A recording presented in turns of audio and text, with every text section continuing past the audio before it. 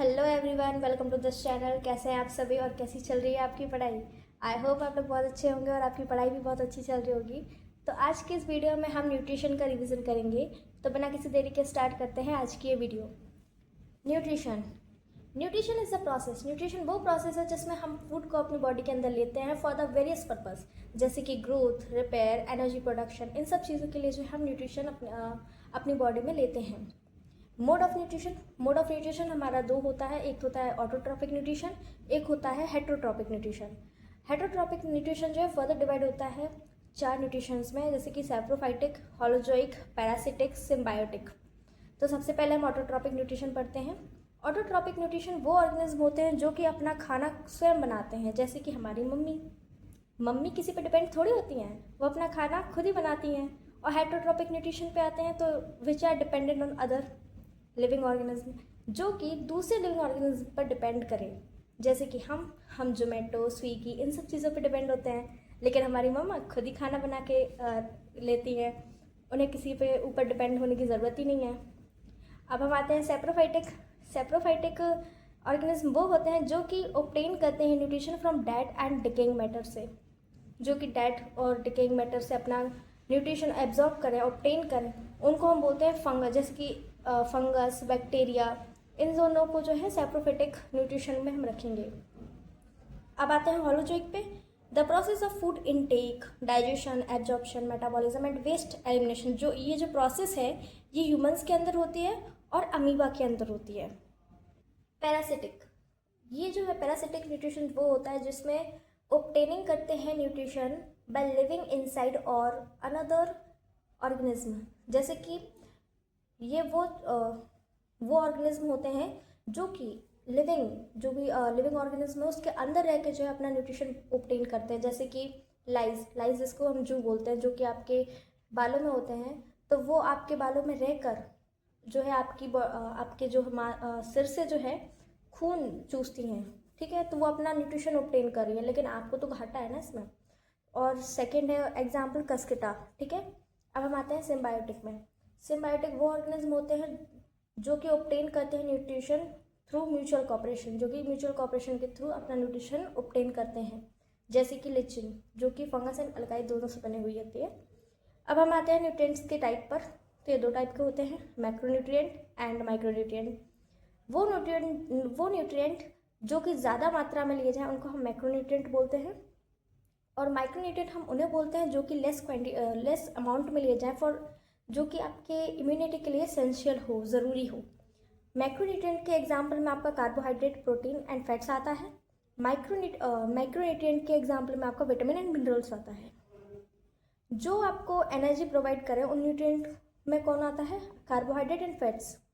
वो न्यूट्रिएंट जो कि आपकी muscle building and body building में हेल्प करे उनके लिए जो है हम प्रोटीन लेते हैं। एंड डिफेंसिव न्यूट्रिएंट जो कि आपकी इम्यूनिटी को स्ट्रॉन्ग करें, उनके लिए हम जो है विटामिन एंड मिनरल्स का यूज़ करते हैं। अब हम सारे न्यूट्रिएंट को डिटेल वे में पढ़ते हैं। तो सबसे पहले हम कार्बोहाइड्रेट से स्टार्ट करते हैं। Carbohydrate are made up of sugar molecules. जो हमारा कार्बोहाइड्रेट है वो शुगर मॉलिक्यूल्स से बनता है। बॉडी इसको ब्रेक करती है कार्बोहाइड्रेट को ग्लूकोज में, जो कि आपको एनर्जी प्रोवाइड करती है। इसकी रिक्वायरमेंट जो है 400 टू 700 ग्राम पर डे होती है। और कार्बोहाइड्रेट किस किस में पाया जाता है? तो पोटैटो, राइस, व्हीट, रोटी, sugar, Honey, etc.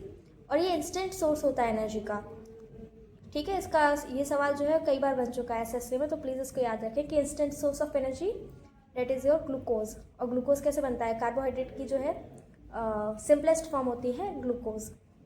Artificial sweetener जो है हमारा एस्पार्टेम होता है। अब हम आते हैं सैकराइड पर। सैकराइड, जो वर्ड है सैकराइड, इसका मतलब होता है शुगर।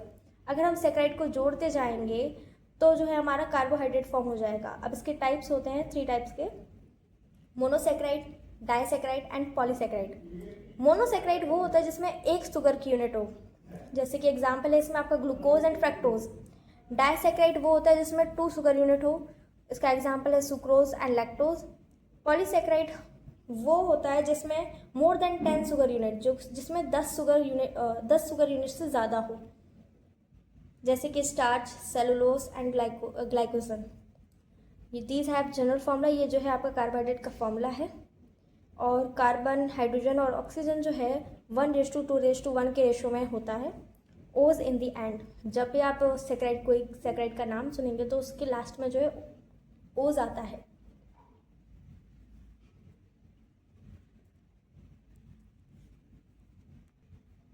तो अब हम आते हैं मोनोसेक्राइड पर। मोनोसेक्राइड का एग्जांपल देखते हैं। ग्लूकोज। ग्लूकोज जो है वो सिंपलेस्ट फॉर्म होती है कार्बोहाइड्रेट की और ये इंस्टेंट एनर्जी प्रोवाइड करती है। ये पाई जाती है ब्लड में, हनी में एंड ग्रेप्स में। अब सेकेंड एग्जाम्पल है फ्रक्टोज। ये प्रेजेंट होती है फ्रूट्स में और जो कि बहुत ही स्वीट होती है, बहुत ज़्यादा मीठी होती है ये। अब हम आते हैं गैलेक्टोज पर। गैलेक्टोज को जो है हम ब्रेन शुगर भी बोलते हैं। ये हेल्प करते हैं आपके ब्रेन डेवलपमेंट के, आपके ब्रेन के विकास के लिए जो है ये हेल्प करती है। ये कभी भी फ्री स्टेट में नहीं पाई जाती। ये always bound with glucose to form lactose. ये ग्लूकोज के साथ मिलकर लैक्टोज फॉर्म करती है और लैक्टोज को जो है हम मिल्क शुगर बोलते हैं। ये प्लीज़ नाम याद रखना कि लैक्टोज को हम मिल्क शुगर और गैलेक्टोज को हम ब्रेन शुगर बोलते हैं। ग्लूकोज, फ्रक्टोज एंड गैलेक्टोज इनका सेम फॉर्मूला होता है बट डिफरेंट स्ट्रक्चर होता है। अब हम आते हैं डाइसैक्राइड पर। तो डाइसैक्राइड में हमारा फर्स्ट एग्जाम्पल है सुक्रोज। मैंने कहा था ना डाइसैक्राइड का मतलब क्या होता है, 2 शुगर यूनिट से मिलकर बनता है ये।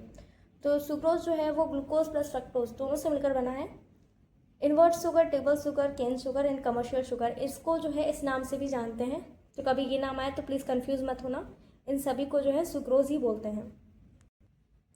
सेकेंड एग्जाम्पल पे आते हैं। सेकेंड है माल्टोज, जो कि 2 ग्लूकोज के मॉलिक्यूल से बना होता है।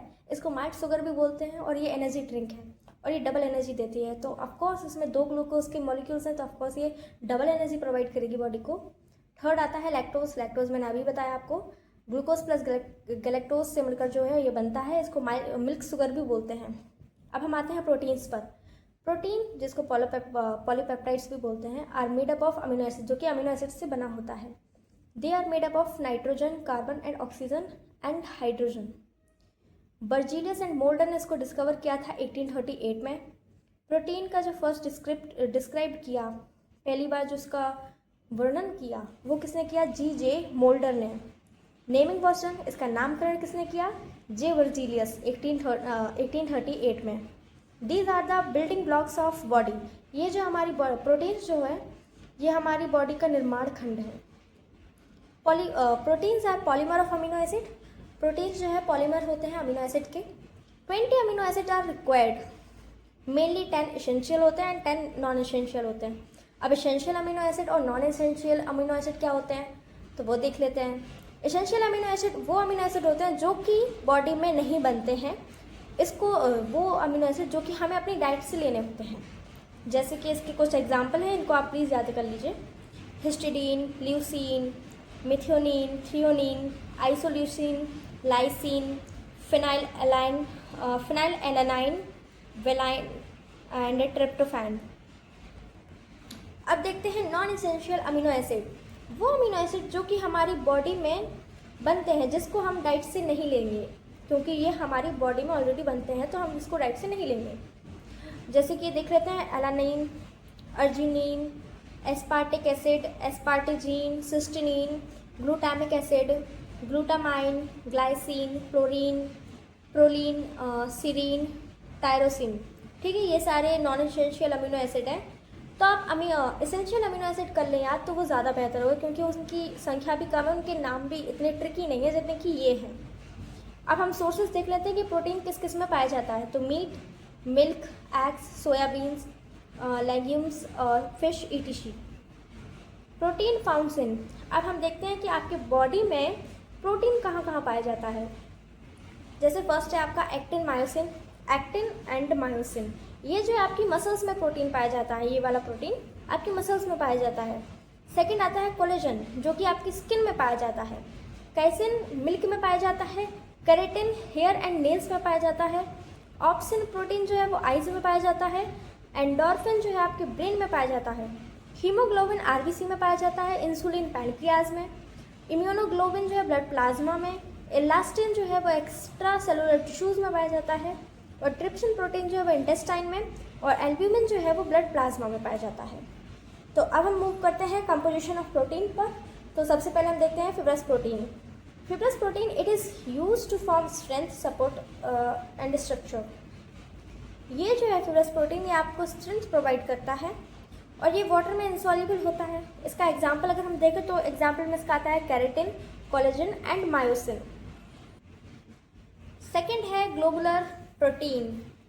They are spherical in shape and help in transport. इनका जो शेप है वो स्पेरिकल होता है और ये ट्रांसपोर्ट में हेल्प करते हैं। क्या ट्रांसपोर्ट करते हैं? ये एंजाइम, हार्मोन, एंटीबॉडीज़, हीमोग्लोबिन, इन सब चीज़ों का ये जो है ट्रांसपोर्ट करता है।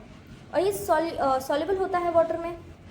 इसका एग्जाम्पल अगर देखें तो एंजाइम, हार्मोन्स, एंटीबॉडी, हीमोग्लोबिन।